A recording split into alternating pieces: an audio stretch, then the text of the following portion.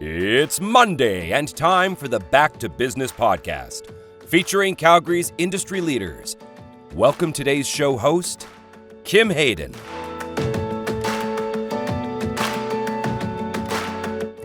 You know, it's said that success is all in the mind.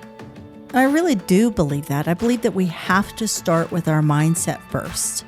Our guest today, Marlene Cameron, is a wealth of knowledge and insight. She's a speaker, trainer, and a transformative coach. And she's going to be here to walk us through ways that we can take off the governors, take off the controls, and move forward. But first, our land acknowledgement. We here at the Calgary Petroleum Club, in the spirit of reconciliation, honor and acknowledge that the land on which we learn, work, and live is Treaty 7 region of southern Alberta. This place is a traditional homeland for the First Nations and Métis peoples, and today we all are part of this treaty land. All righty. It's always great here at the club when we look beyond the veil of the revenue and look at the human behind the veil. And I think this is such timely conversation to have you in, Marlene. So if you could first walk us kind of through what you do, and then we're going to start kind of figuring out how we can serve the audience. Okay. On today's conversation. How's that sound? Sure. Awesome. So Marlene, take it away. Introduce yourself and tell us what you do. So I'm Marlene Cameron. My company is Leadership by Design, and I work with mostly entrepreneurs. I love working with women entrepreneurs in particular to help individuals achieve more with less stress, and doing that through what I call like a flow state. So things feel more effortless, more enjoyable, minimizing pressure, overwhelm, and the tendency to burn out when very successful people have been at it for a long time. Yes, and we know that is very common. That is very common. That burnout. I want to go back to one word you mentioned, and I want to understand it better. You said flow, actually, two words, flow state. I'd like to understand better as to what are the parameters or what is flow state. Okay. Well, I'm going to use a metaphor if that's okay. Perfect. So imagine that we have kind of like a dual capacity in terms of mind. And I don't mean mind as in brain. I mean mind as sort of like that intelligent field of energy that lives us, that we can tap into. So if you think about two skis, so one ski is like our personal intellect. So that's all the acquired education and knowledge and expertise and know-how and skills. And the other avenue, the other ski, is more intuitive, more kind of knowing what to do in the moment, more insightful, more, I would say more spontaneous. And so when those two aspects are harmonized or in balance, if you will, people get this sense that something feels much more easy and enjoyable because we're not overthinking things using our personal intellect and with all the analyzing and assessing and comparing. We just have a sense of what to do in each moment. So it feels more seamless, and that's what we call it flow. The comparing is a big challenge, especially with all social media out there being lovely every day, showing us everything we're doing wrong, right? Everybody can bake a cake better, and everybody doesn't. We don't see the gazillion takes it takes.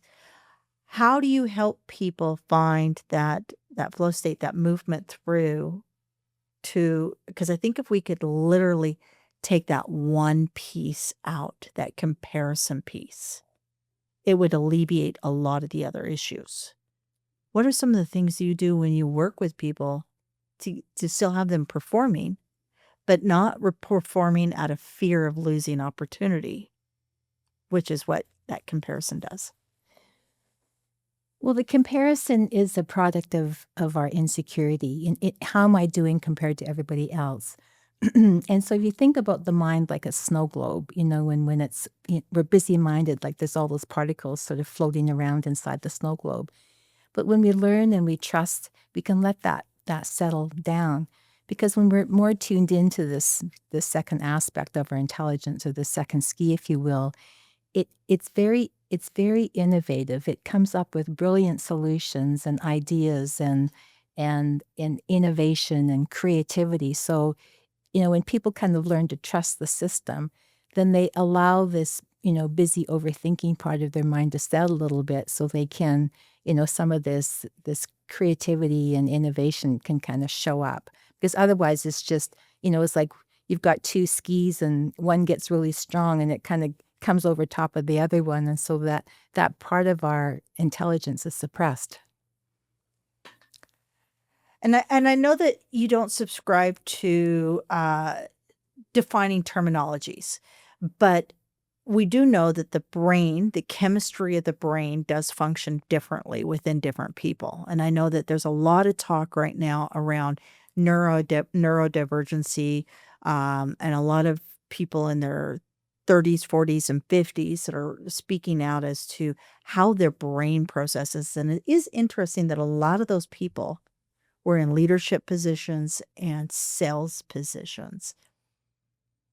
Moving forward, how does what you teach and bring to the table help those types of leaders that are speaking out around the neurodivergency that we see through, any kind of autism or ADHD, any of the Ds, any of the isms, anything that's out there that makes their brain, the chemistry, work slightly different?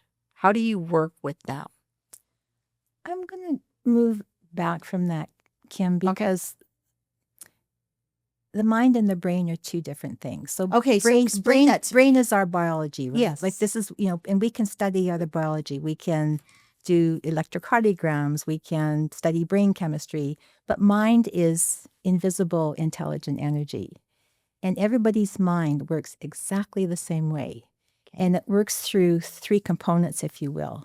So one of the components is what we call thought. So we're thinkers, and we have this power of thought. And everybody has different thoughts. They think differently. And we have this capacity to bring those thoughts to life. So as you think about how we've understood up to now that the mind works like a camera, like, our five senses are bringing in information from the outside world, and we're responding or reacting to what we see and hear and feel and that type of thing. But 50 years ago, a man had an epiphany about how our mind really works, and it really works like an old movie projector. So rather than we seeing things as it looks on the outside world, we're actually experiencing a projection of becomes like our personal reality. So there's three aspects to the projector. There's the film reel, if you will, those old-fashioned film reels. So you think about that as like a stream of thought. And the other aspect is what we call consciousness. So we have this capacity to bring thoughts to life. So, it's like you've seen those 3D visual. The glasses, those things. the VR things. Yeah, the VR things. The big things. Yeah. They've got a screen, they've got headphones and things. Yeah. That's kind of how the mind works. Like we're projecting our experience of life. And so the other aspect of we've got the thought, we've got this consciousness that brings our thoughts to life. And the other aspect we call mind, or this intelligence, sort of, kind of behind the system. And you think about mind as like the intelligent energy that created everything in the universe. It created galaxies and planets and spins of planets and this incredible biodiversity on Earth. And it's our life force. So this is the intelligent life force that lives us. And it's also can help us, guide us through very simple decisions in our businesses and our careers. It's not just something that's out there operating, it's in there operating. So everybody has the same projector, but they have different film reels. And so people have different patterns of thinking, and we have conditioned thinking, we have beliefs, we have expectations. Yeah. And so all of those things become projected part of our reality. So when people say things like, "Oh, that stresses me," it's like really actually you're thinking about it is stressing you, because that same thing doesn't stress you the same way every day. And so we can't assign something outside of ourselves responsibility for how we feel, because we literally feel that thought. We're always in the feeling of our thinking.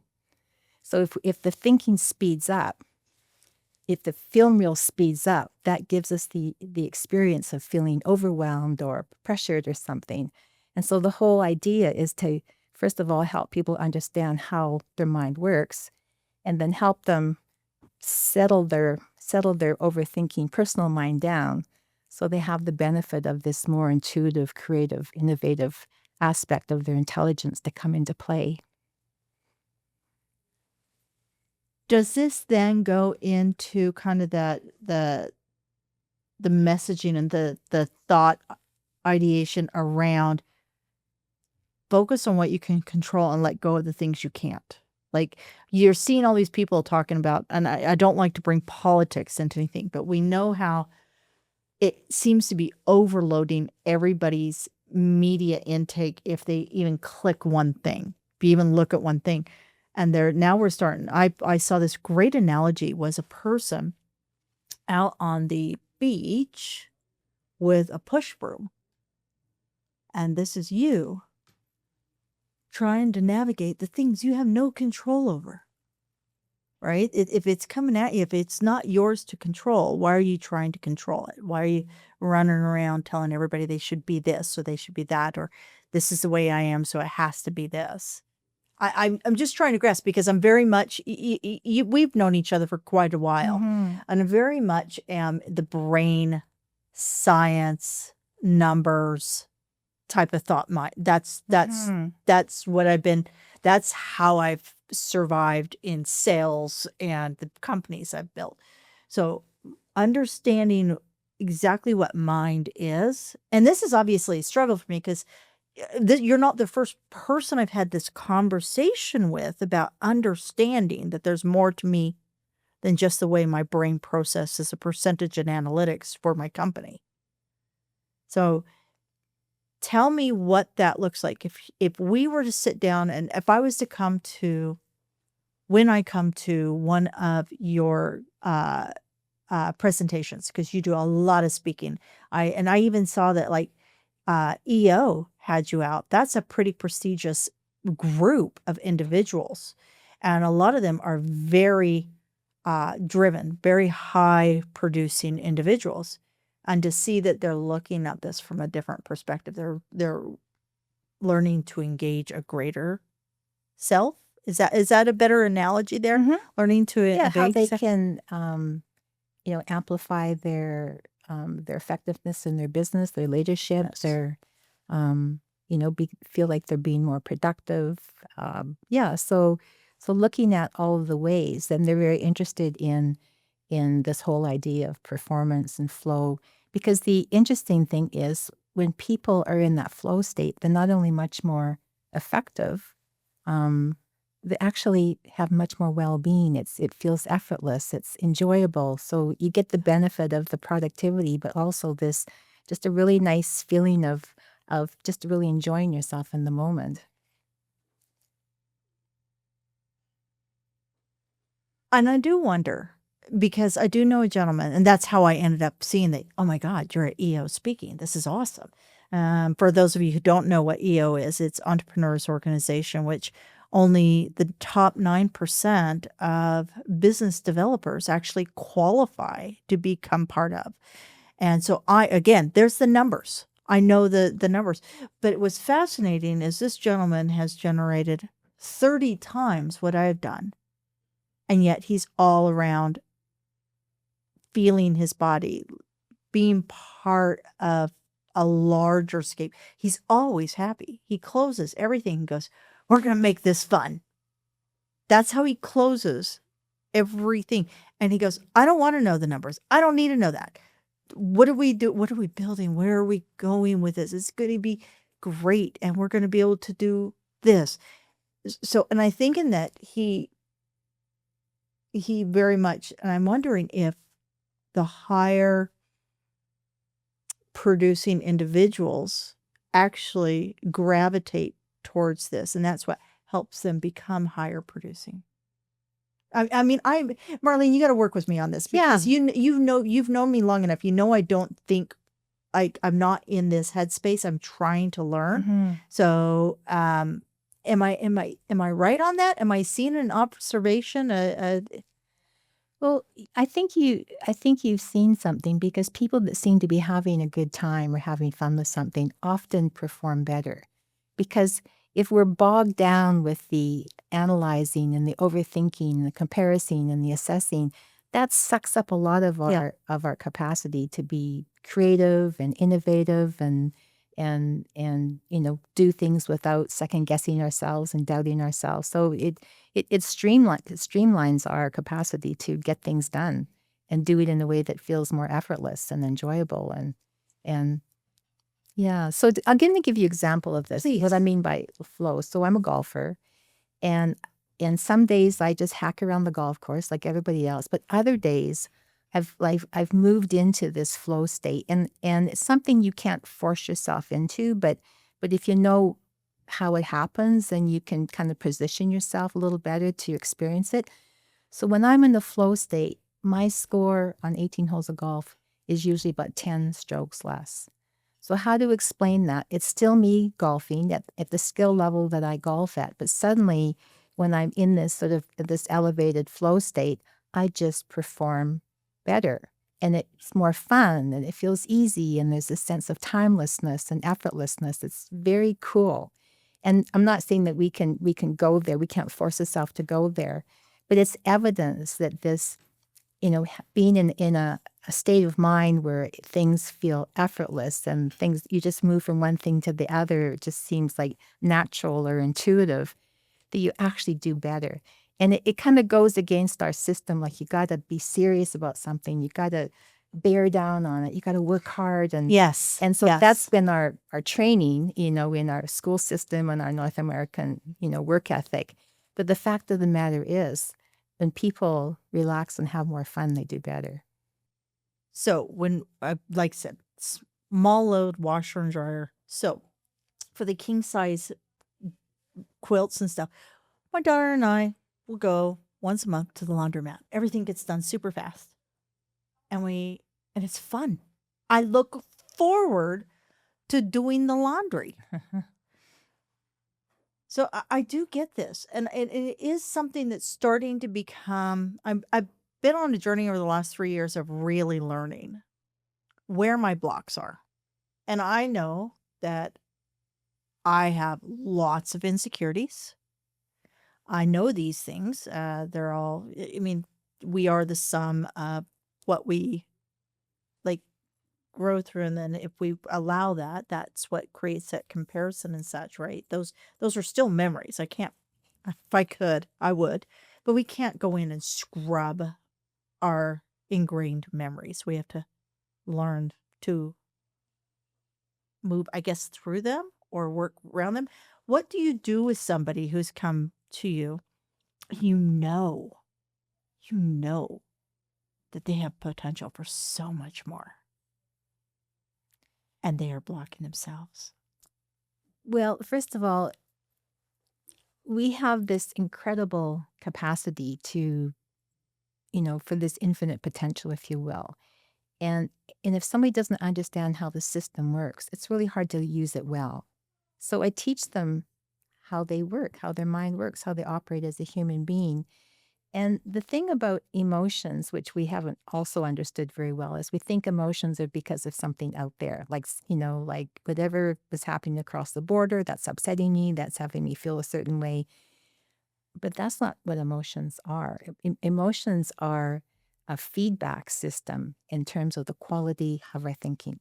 Yes. So it's like you're going down the road and everything's going well. You're feeling good. Things are getting done. And there's like rumble strips on the side of the road. You go over there, go, yeah.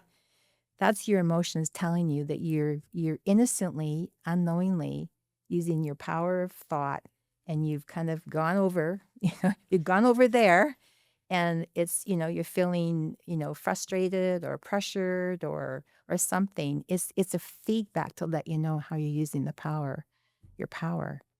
And if you understand where it's coming from, is it easier to start moving forward? Yeah, because it's like, oh, I'm feeling really, like you say, insecure or upset or something. That's like, okay, so that's, you think about the mind being like sky and there's clouds in the sky. So the clouds come up and, we have thinking about something, we're feeling our thinking. Sometimes there's storms, like you have a lot of thinking about something, get really upset or really angry and. So if people understand that's only a temporary experience, because those thoughts always move off. Yeah. Always move off. And then we come back and our default state is presence, well-being. We have the capacity to respond in the moment, to be creative. We're always going to come back to our mental health and our well-being. And we're going to get up in our heads and have all these thoughts and, upset ourselves. But if you think that something outside of you is causing that, then of course you're going to try to manage, manipulate, control. So, another example of this is like, you've heard of it's called seasonal affective disorder, SAD. SAD. So people are innocently told or understand that the way they feel is because of the weather. Well, if that were true, everybody would feel the same way about the weather. So there must be something going on between the sky being overcast or rainy or something in your experience. So the experience is coming from your thinking about weather. Oh, I don't like this. This is bad. It rained yesterday. It's raining today. So they're innocently creating this upset or this disappointment or whatever. And if you do not understand how it works, then you're going to keep blaming the weather. Yeah. No, I see that. Yeah. Okay, so we're moving the office and we had a scenario yesterday. It was hilarious, actually. So when my middle son was 5 or 6, we were doing the grand opening and doing all this work over at the McKinsey Town Hall. And we were going up and down the elevator, moving all this tables and chairs. And my kids have always been like, I just got to put this out there. I have awesome kids. I have an amazing family. And my kids always show up, even when they're 5 years old, do what they can do to be part of the community. So my son, the elevator broke and the fire department had to come out and they literally had to pull. There was a mechanism broken on this brand new elevator and they actually had to pull it all apart. He was trapped in this elevator by himself at like 5 or 6 years of age. So, and he was in there for like 30 minutes, which is like forever when you're panicked, right? So we're moving all this office equipment yesterday and the elevator stopped and went dark and he had to start breathing because he had an immediate response to it. Now his older brother is going, dude, this is so cool. And the 27-year-old is going, this is not cool. What if we're trapped in here for a very long time? 2 people, same experience, 2 different responses. Is that what you're kind of talking about? Yes, absolutely. Okay, am I starting to get it, Marlene? Because I know you look at me like, sometimes you're going, okay, Kim, I've explained this. Let's do this again. But I want to learn this because I do believe that if I can get my head out of the scroll hole of doom that the media is serving up, if I can get my head out of, Kim, you should be doing that better. Or my favorite is my childhood nickname of Crazy Kim. If I can get my head out of all of that and realize what I'm doing now, it's good. I'm okay. Exactly. Then it's a matter of understanding where those triggers come in. So when that elevator stops, understanding that this is not the situation. I do not need to panic. Those are a result of an experience or lived. Right. Okay. I'm starting to get this, Marlene. Right. Okay. Here's the challenge. Okay. What is one thing, just one thing, that I could practice on a daily basis? I'm just curious, what do you have one thing when you go and do these presentations that people can leave with to at least start them on the path of living within their mind and not the chemistry of their brain. Does that make sense?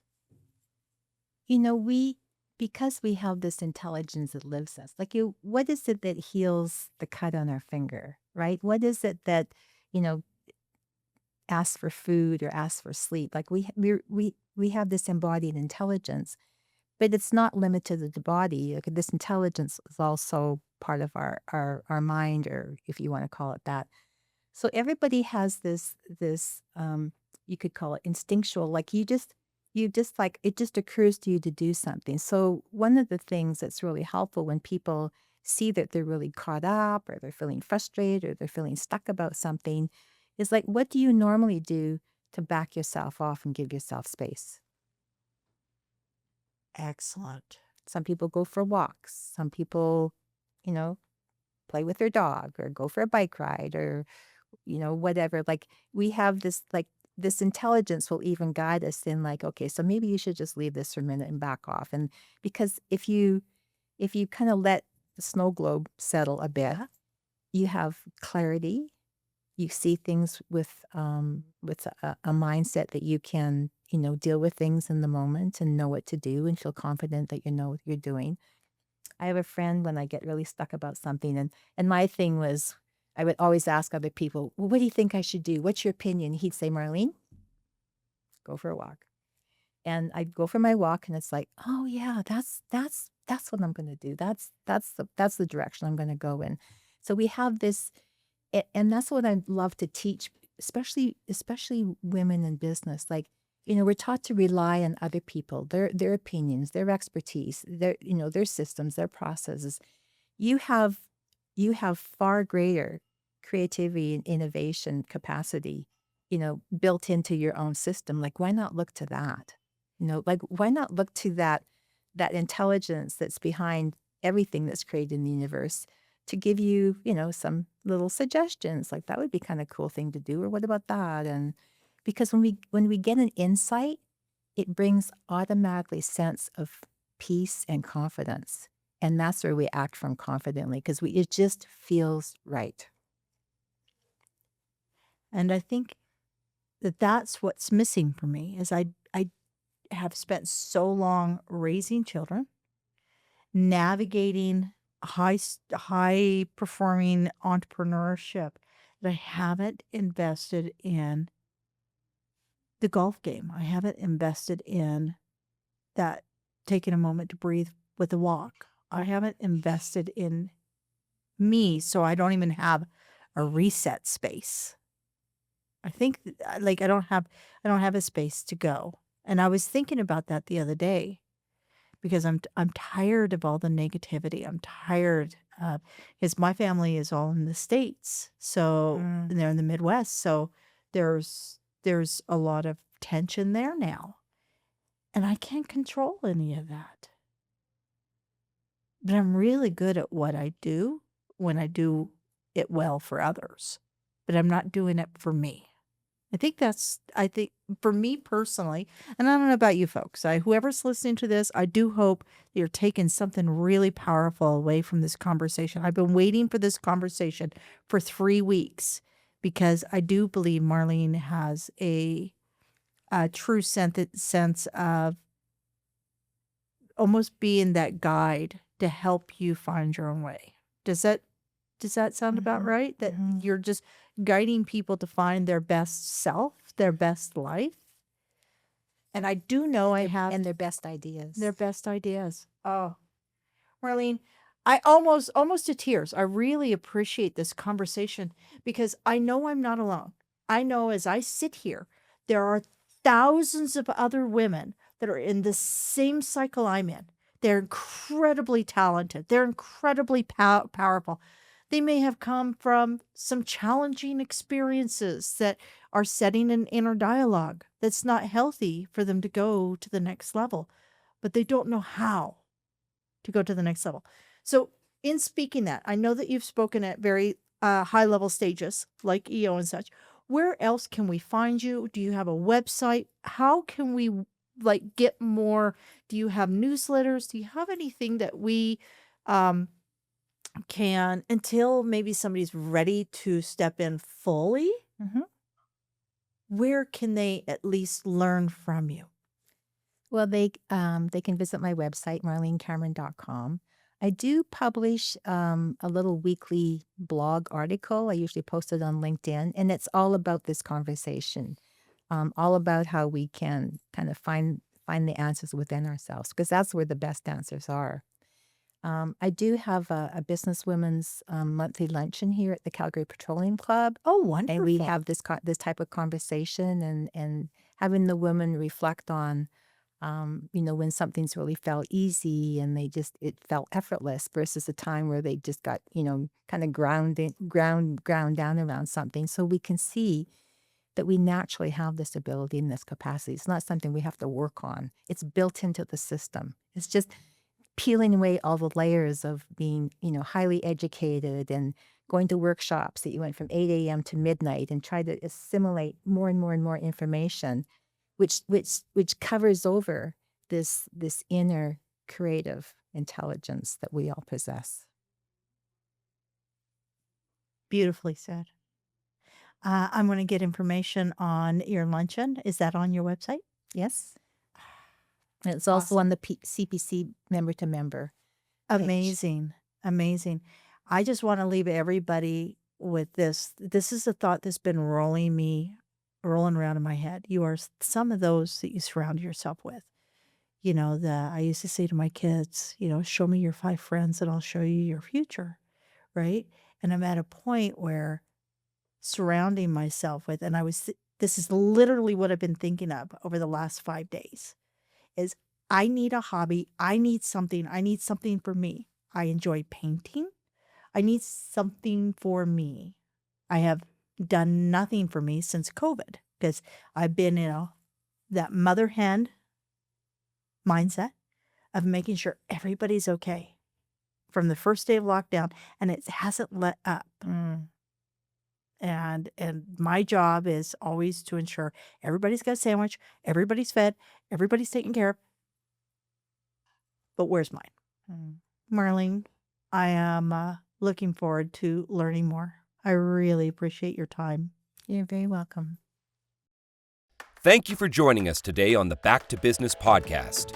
Be sure to visit calpeteclub.com, CALPETECLUB.com, to find out more about upcoming events, networking opportunities, and membership.